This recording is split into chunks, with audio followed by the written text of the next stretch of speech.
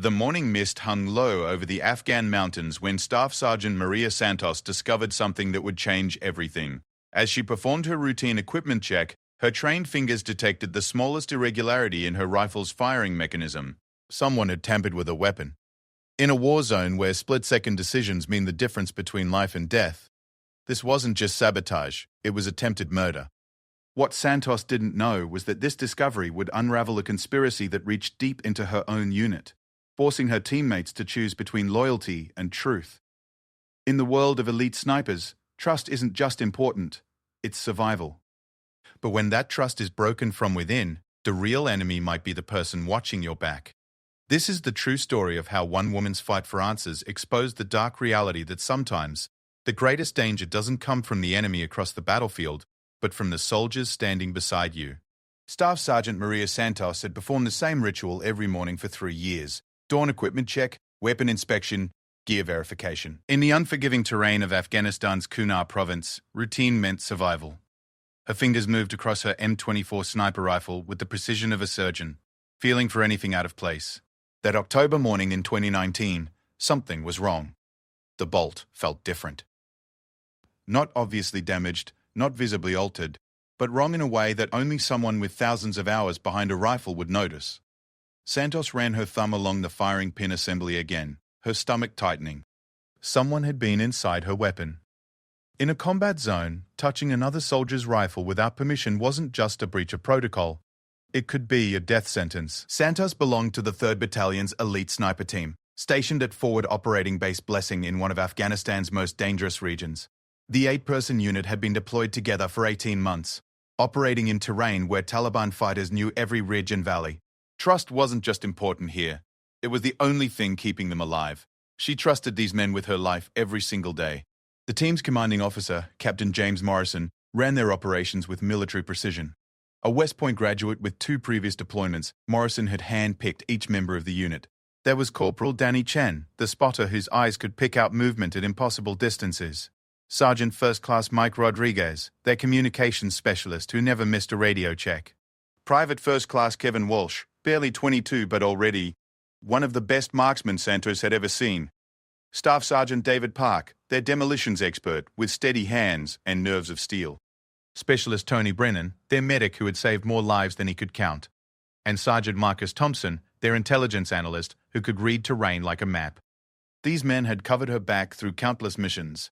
They had shared foxholes, meals, fears, and victories. Santos had pulled Rodriguez out of an IED crater 6 months earlier. Chen had carried her gear for 2 miles when she sprained her ankle during a mountain patrol. They were more than a unit, they were family. But someone in that family had tried to kill her. Santos made her decision quickly. She couldn't confront the team directly without evidence. If she was wrong, she would destroy the trust that held them together. If she was right, alerting the saboteur might give them a chance to cover their tracks or try again. Instead, she would document everything and conduct her own investigation. First, she photographed the rifle from every angle, noting the subtle scratches around the bolt assembly that hadn't been there the night before. Someone had used tools to access the firing mechanism. The work was careful, but not perfect. Whoever did this had knowledge of weapons but wasn't a trained armorer. This ruled out random Taliban infiltration. This was someone with access to their secure area, someone who knew her routines, someone who wanted to make it look like equipment failure. Santos tested the rifle at their practice range, firing into a dirt embankment while carefully monitoring the weapon's performance. The sabotage was sophisticated. The firing pin had been slightly altered to create an intermittent failure. The weapon would fire normally most of the time, but under stress or after multiple shots, it would jam. In combat, when she needed her rifle most, it would fail her. The implications were terrifying. Sniper teams operated in pairs, often miles from backup support. If her rifle failed during enemy contact, both she and her spotter would be defenseless. The saboteur hadn't just tried to kill her, they had tried to kill whoever was working with her that day. That afternoon, Captain Morrison announced their next mission. Intelligence had located a Taliban weapons cache in a village 12 miles north of their base. Santos and Chen would provide overwatch, while the rest of the team secured the cache. They would be positioned on a ridge 800 yards from the target, too far for quick rescue if things went wrong. Santos felt sick. The mission was scheduled for the next morning. If her rifle failed during enemy contact, She and Chen would be trapped on an exposed ridgeline with no way to defend themselves. She had to decide whether to report the sabotage or find another solution. That evening, Santos watched her teammates during their mission briefing. Morrison outlined their approach routes and extraction plans with his usual thoroughness. Rodriguez checked and double-checked their communication frequencies. Park reviewed the explosive ordnance they might encounter. Everyone seemed normal, professional, focused on the mission. But someone in that room had spent time the night before trying to ensure she wouldn't come back. Santos studied each face, looking for anything unusual. Nervous gestures, avoiding eye contact, unusual behavior. Chen made jokes to ease tension, as he always did before dangerous missions. Rodriguez cleaned his equipment with obsessive care, his normal pre-mission ritual. Walsh sat quietly, reading intelligence reports, preparing himself mentally as the youngest team member always did. Park sketched diagrams of potential IED placements, thinking through every possible threat. Brennan organized his medical supplies, preparing for casualties. Thompson updated their maps with the latest intelligence, marking known enemy positions.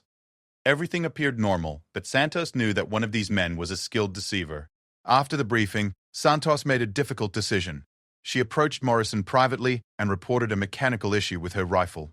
She couldn't specify sabotage without proof, but she could request a backup weapon. Morrison was understanding. Equipment failures in combat zones were common and dangerous. He authorized her to draw a replacement rifle from their armory. But as Santos walked to the armory, she realized this solved only the immediate problem. The saboteur was still among them, still dangerous, and now might be suspicious about why she had suddenly discovered a rifle problem. Whoever had done this would be watching her carefully, looking for signs that she suspected deliberate interference. The armory was managed by Sergeant First Class Rodriguez, who helped her select and zero a replacement rifle. Rodriguez was thorough and professional, but Santos noticed something that made her pause. He was extremely familiar with the M24's internal mechanisms, discussing technical details that went beyond normal user knowledge. Rodriguez had been an armorer before joining the sniper team. Santos tested the new rifle that evening, confirming it was properly zeroed and functioning normally, but her mind kept returning to Rodriguez's detailed knowledge of rifle mechanics. He had opportunity, access to her equipment every day. He had knowledge, technical expertise with the exact weapon system. But what about motive? Rodriguez had been with the unit longer than anyone except Morrison. He was respected, reliable, and had never shown anything but professional behavior. Santos tried to imagine what could drive someone like Rodriguez to sabotage a teammate's weapon. Money from enemy contacts? Blackmail? Personal grudges? Mental breakdown under combat stress? That night, Santos barely slept. She lay on her cot, listening to the familiar sounds of her teammates preparing for sleep. Someone nearby had tried to kill her, and tomorrow they would all go into combat together. She would have to watch her back while watching for enemies, wondering if the person covering her retreat might be the same person who wanted her dead. The next morning came too quickly. Santos performed her equipment check with extra care, verifying that her replacement rifle was uncompromised. Chen joined her for their pre-mission inspection, running through their standard checklist of ammunition, communications, and emergency procedures. Chen noticed her tension. "You okay, Santos?" "You seem on edge." Santos forced a smile. "Just thinking about the mission." JEKYWOKGKYOKG.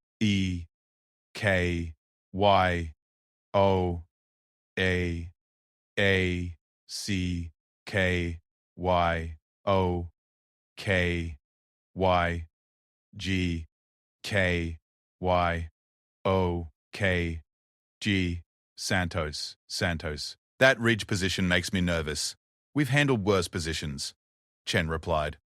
"Remember that Overwatch in Helmand last year? We were completely exposed for 6 hours. This feels different," Santos said, which was true, but not for the reasons Chen assumed. As the team prepared to move out, Morrison gathered them for final instructions. "Intel suggests light enemy presence, but stay alert. Santos and Chen, you'll be isolated on that ridge. If contact gets heavy, don't try to be heroes. Mark targets and call for extraction." Santos nodded, knowing that extraction might not come quickly enough if her original rifle had failed during enemy contact. Someone had counted on that. The team moved out in 2 vehicles, traveling through mountain roads that offered countless ambush opportunities. Santos sat in the back of the lead vehicle, watching the landscape pass while keeping one eye on her teammates. Rodriguez drove with steady concentration. Walsh scanned for threats with methodical precision. Everything appeared normal, professional, exactly as it should be. But Santos knew that appearances could be deceiving. They reached their deployment point without incident. Santos and Chen separated from the main team, taking a difficult climbing route to reach their overwatch position on the ridge above the target village. The climb took 2 hours through rocky terrain that demanded careful foot placement and constant vigilance for loose stones that might alert enemies below. As they established their position, Santos felt exposed and vulnerable despite the tactical advantage of high ground. 800 yards below, the rest of their team would be moving through the village, trusting her to provide accurate fire support if needed. They were counting on her rifle to work perfectly when their lives depended on it. Chen set up his spotting scope and began scanning the village for signs of enemy activity. "Looks quiet down there," he reported. A few civilians moving around, but no obvious military presence. Santos adjusted her rifle's position and scope settings, settling into the familiar routine of long-range observation. But her mind kept returning to the sabotaged firing pin, the careful alteration that would have caused her weapon to fail at the worst possible moment. Someone had planned this with deliberate precision. Through her scope, Santos watched her teammates approach the village. Morrison led the team with tactical precision, using hand signals to coordinate movement. Rodriguez managed communications while Park scanned for explosive devices. Walsh provided security while Thompson gathered intelligence from local sources. Everything proceeded according to plan. But Santos couldn't shake the feeling that someone down there was hoping her rifle would fail when they needed her most. The attack came from nowhere, exactly as Taliban ambushes were designed to do. Santos was tracking the team's movement through her scope when muzzle flashes erupted from 3 different buildings in the village below. The sharp crack of AK-47 fire echoed off the mountain walls as her teammates dove for cover behind mud brick walls and abandoned vehicles. "Contact! Contact!" Rodriguez's voice crackled through the radio. Multiple shooters, buildings 2, 4, and 7, were pinned down in the market area. Santos immediately began scanning for targets through her rifle scope. The enemy fighters were using classic urban ambush tactics, firing from concealed positions inside buildings while avoiding exposure to return fire. Her elevated position gave her clear sightlines that the ground team lacked. "I've got movement in Building 2, second-floor window," Chen called out, adjusting his spotting scope. 2 shooters, AKs, approximately 820 yards. Santos acquired the target and controlled her breathing. This was the moment that would have been her death if she had used the sabotaged rifle. The altered firing pin would have failed under the stress of rapid engagement, leaving her teammates defensively while enemy fighters picked them off one by one. She squeezed the trigger smoothly. The rifle functioned perfectly, sending a 7.62 mm round downrange with lethal precision. The first enemy fighter dropped immediately. She worked the bolt action and acquired the second target, eliminating him with another clean shot. "Building 2 clear," Santos reported, moving to Building 4. The firefight intensified as more enemy fighters appeared from concealed positions throughout the village. Santos realized this wasn't a random encounter. The team had walked into a carefully planned ambush. Someone had provided the Taliban with detailed information about their mission, timing, and approach routes. "Building 4, 3rd floor, northeast corner," Chen directed. "Single shooter with what looks like a rocket launcher." Santos felt her blood freeze. An RPG could devastate her team's covered positions. She acquired the target quickly and fired, but the enemy fighter had already moved. Her round struck empty air where he had been standing seconds earlier. "He's relocating," Chen warned. Lost visual. Below them, Santos could see her teammates maneuvering under fire with desperate efficiency. Morrison was directing movement while Park laid suppressive fire with his machine gun. Walsh had found a position behind a stone wall that offered some protection. Thompson was treating what looked like a wounded civilian who had been caught in the crossfire, but Rodriguez was missing from her visual count. "Chen, where's Rodriguez?" Santos asked while continuing to scan for targets. Chen swept his spotting scope across the village. "Don't see him. He was near the communications equipment when the shooting started." Santos felt a chill that had nothing to do with the mountain altitude. Rodriguez was their communications specialist, responsible for calling in support and coordinating extraction. If he was down, the team would be isolated and vulnerable. If he had deliberately separated from the group during the ambush, it might confirm her worst suspicions about the sabotage. "Movement in Building 7, Chen called. Multiple shooters setting up what looks like a machine gun position. Santos shifted her aim to the new threat. Through her scope, she could see 3 Taliban fighters positioning a PKM machine gun that would dominate the market area where her teammates were trapped. She had seconds to neutralize the threat before they opened fire. Her first shot eliminated the gunner. The second fighter tried to take over the weapon, but Santos was already tracking him. She fired again, but something went wrong. The rifle jammed. Malfunction. Santos called out, immediately beginning malfunction clearance procedures. Her hands moved automatically through the steps she had practiced thousands of times. Tap, rack, bang. The bolt was stuck. The machine gun's still active, Chen warned urgently. Third fighter is getting behind it. Santos struggled with the jammed bolt. Finally, it freed up, ejecting a partially fired cartridge. She reloaded and reacquired the target just as the PKM opened fire on her teammates below. Her shot took down the third fighter, but not before he had fired a long burst that forced Morrison's team deeper into defensive positions. Santos examined the ejected cartridge and felt sick. The round showed signs of the same type of tampering she had discovered in her original rifle. Someone had sabotaged her backup weapon too. The realization hit her like a physical blow. The saboteur had anticipated her request for a replacement rifle. They had access to the armory, knowledge of her equipment checks, and enough time to compromise both weapons. This wasn't random malice. It was a systematic attempt to ensure she would fail when her teammates needed her most. Santos, we need accurate fire on Building 4. Morrison's voice came through the radio with forced calm. We're taking heavy casualties down here. Santos forced herself to focus on immediate threats rather than long-term implications. Her rifle was functioning now, but she couldn't trust it to work consistently. Each shot might be her last before another malfunction. She had to make every round count.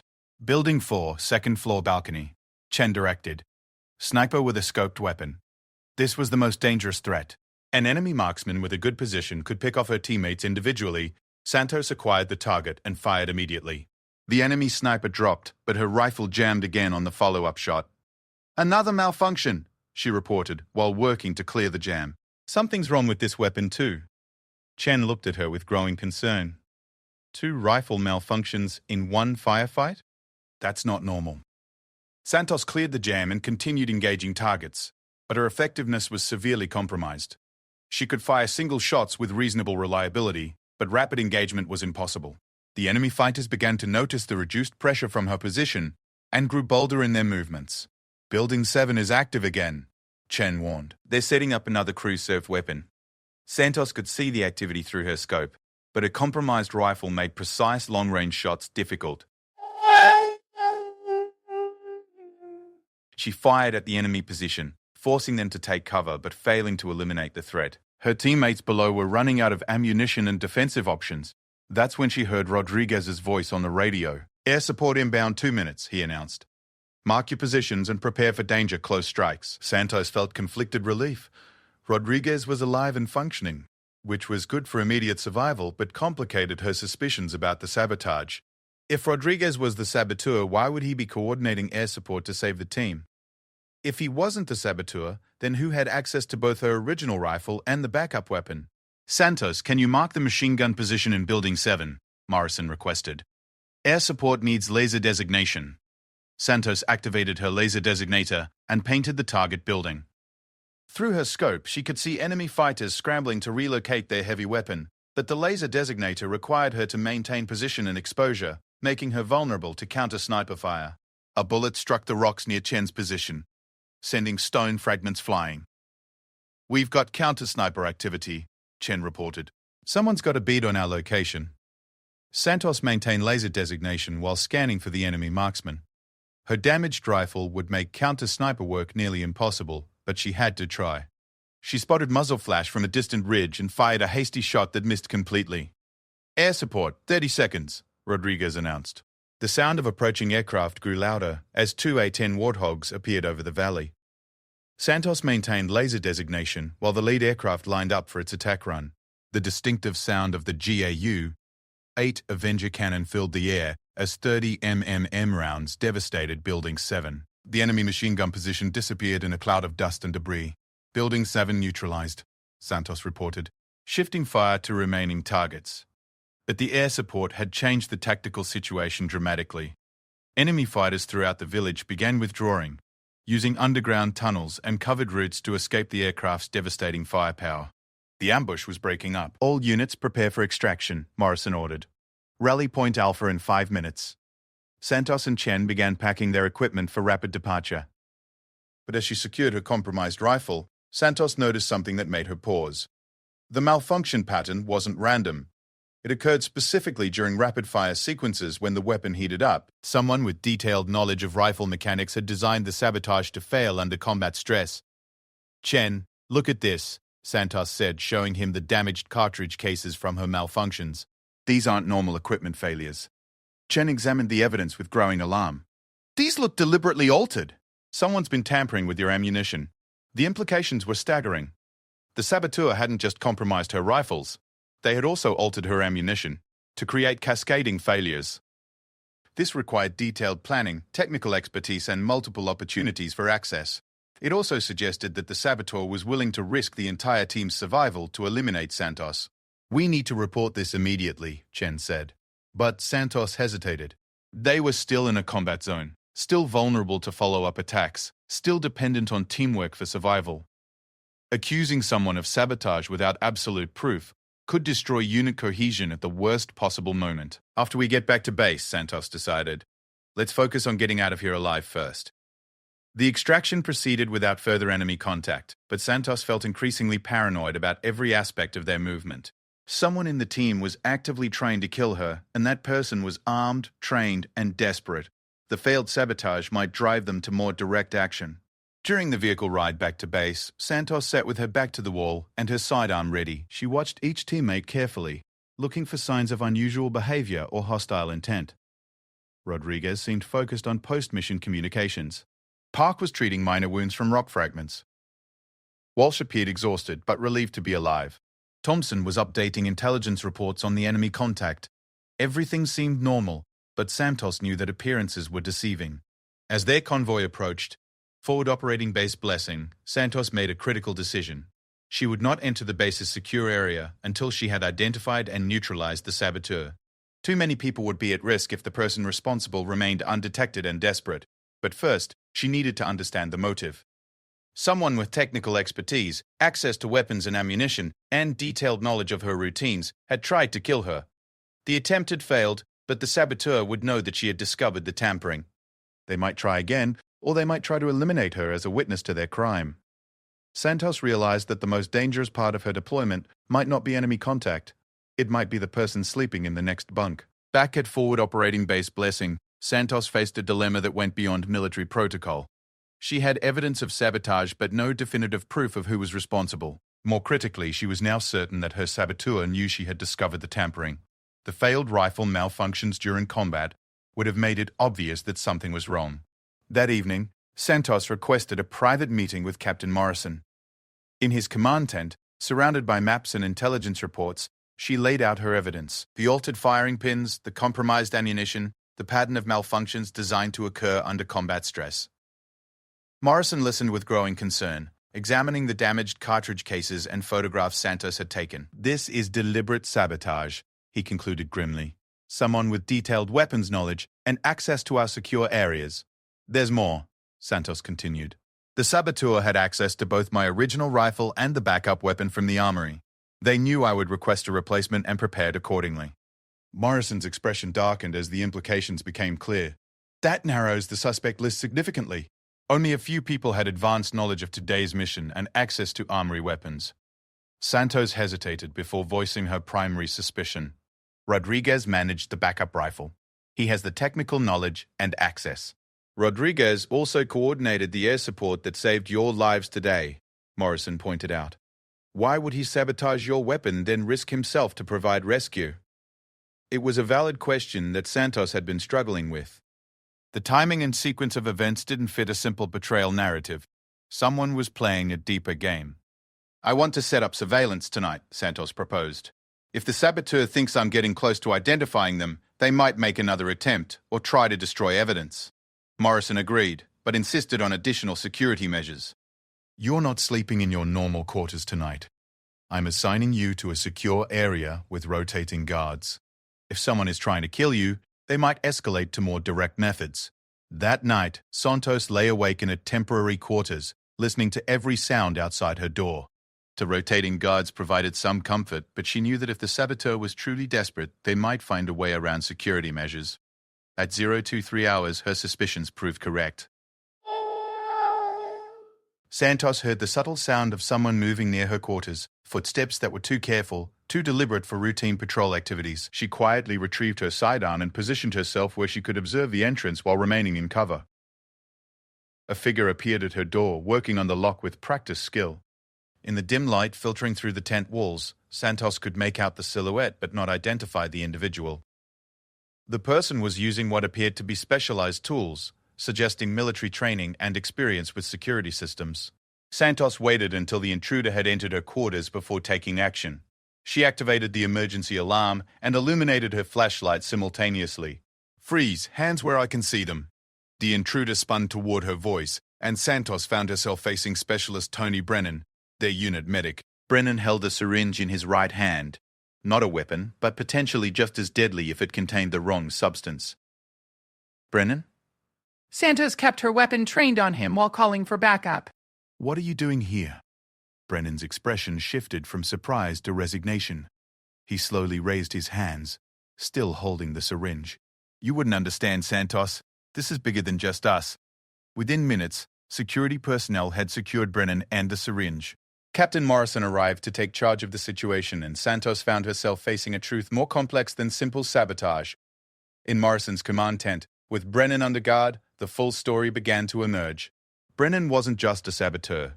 He was being blackmailed by Taliban intelligence operatives who had captured his younger brother during a humanitarian mission 6 months earlier. "They have Tommy," Brennan explained with obvious anguish. "My brother was working with Doctors Without Borders when his convoy was captured. The Taliban contacted me through intermediaries, demanding classified information about our operations." Morrison's expression was grim but not unsympathetic. "Why Santos specifically? Why target her?" "They wanted to eliminate our sniper capability for a major operation they're planning," Brennan continued.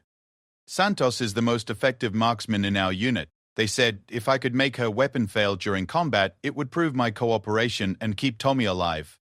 Santos felt a mixture of anger and pity. Brennan's situation was impossible. Choose between his teammate's life and his brother's survival. But his choice had nearly killed her and Chen during the ambush. "The syringe?" Morrison asked. "Sedative," Brennan admitted. "When the sabotage failed and Santos obviously discovered it, my contact said I had to eliminate her permanently or they would kill Tommy and find another way to get the information they needed." The revelation explained the systematic nature of the sabotage and the escalation to direct assassination attempts. But it also raised disturbing questions about Taliban intelligence capabilities and their knowledge of American military operations. "How did they contact you?" Morrison demanded. Brennan described a sophisticated network involving local interpreters, contractors, and sympathizers who could pass messages without detection. The Taliban had detailed information about base security, personnel assignments, and operational planning. "They knew about today's mission before we briefed it," Brennan revealed. "The ambush wasn't random. They were waiting for us." Santos realized that the firefight had been even more dangerous than she had thought. The enemy had known their approach routes, timing, and personnel assignments. Only the air support coordinated by Rodriguez had prevented a complete disaster. "We need to extract your brother immediately," Morrison decided. "But first, we're going to use this intelligence network against them." Over the next several hours, Morrison coordinated with higher command to develop a counterintelligence operation. Brennan would continue communicating with his Taliban contacts, but under military supervision and with false information designed to expose the enemy network. The plan was risky. If the Taliban suspected deception, they would likely execute Brennan's brother immediately. But it also offered the best chance to rescue Tommy while disrupting enemy intelligence operations that threatened other American units. Santos found herself in the unexpected position of working with the man who had tried to kill her. Despite her anger and sense of betrayal, she understood that Brennan's impossible situation had driven him to desperate measures. His brother's life hung in the balance. "I never wanted to hurt you," Brennan told her during a quiet moment. "But they said Tommy would be tortured and killed if I didn't cooperate. I thought maybe if I just made your rifle malfunction, you'd be reassigned to safer duties." "You nearly got me and Chen killed during that ambush," Santos replied. "Your good intentions don't change that." "I know," Brennan said quietly. "I've been living with that guilt for months. Every time I looked at you, I knew I was planning something horrible, but I couldn't see any other way to save my brother." The counterintelligence operation began the next morning. Brennan sent a message through the established Taliban network. reporting that Santos had been injured during the previous day's firefight and would be evacuated for medical treatment. This would explain her absence from upcoming operations while allowing the team to monitor enemy responses. Meanwhile, the Joint Special Forces and intelligence team began planning a rescue mission to locate and extract Brennan's brother. The operation would require precise coordination and significant risk, but it offered the only solution that didn't involve sacrificing either Tommy or compromising ongoing military operations. Santos volunteered to participate in the rescue mission, despite Morrison's initial reluctance. "Brennan's actions affected me directly," she argued. "I want to be part of the solution." The mission launched 72 hours later. Intelligence had identified the location where Tommy was being held, a remote compound in Pakistan's tribal areas, technically outside American operational authority, but within reach of Special Operations Forces. Santos and Chen provided overwatch for the rescue team, positioning themselves on a ridge overlooking the target compound. This time, Santos carried a thoroughly inspected rifle and ammunition that had been secured under constant supervision. The rescue proceeded with textbook precision. Special Forces operators approached the compound under cover of darkness, neutralized the guards, and located Tommy in a basement detention area. The young doctor was alive but weakened by months of captivity and poor conditions. As the rescue team extracted Tommy, Santos maintained overwatch security while reflecting on the complex motivations that had led to this moment. Brennan's love for his brother had driven him to betrayal, but it had also provided the intelligence necessary for this successful rescue operation. The extraction was completed without enemy contact, and Tommy was safely evacuated to medical facilities for treatment and debriefing. Brennan's relief was obvious when he learned that his brother was alive and safe, but the consequences of Brennan's actions remained to be resolved.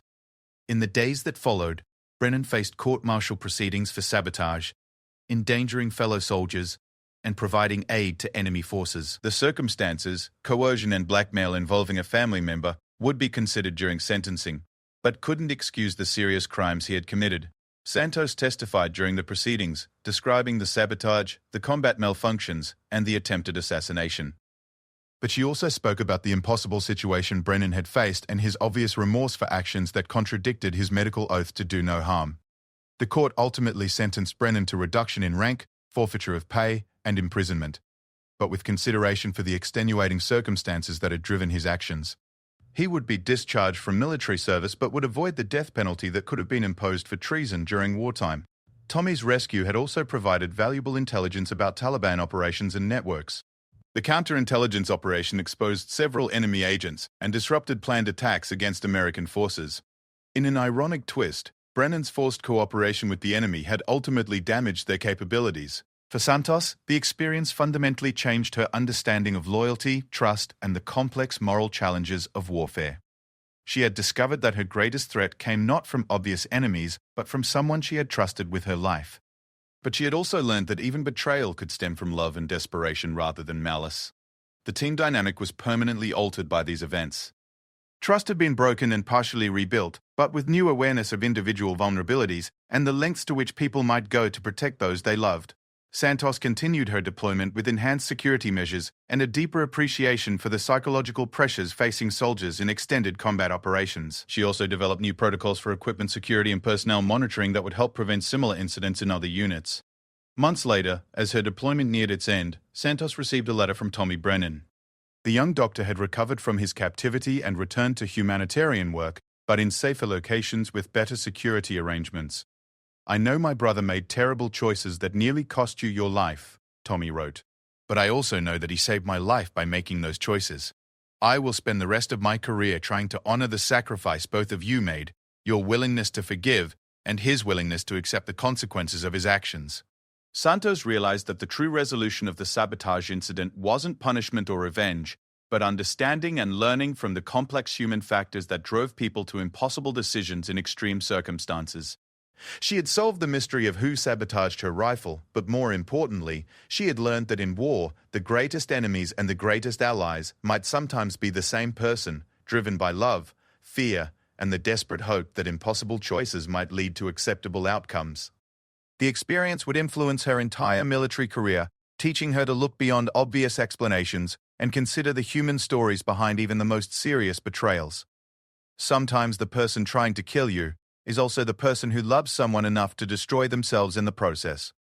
That understanding didn't excuse Brennan's actions, but it provided the wisdom necessary to prevent similar incidents and to respond with justice tempered by compassion when human beings made terrible choices for understandable reasons.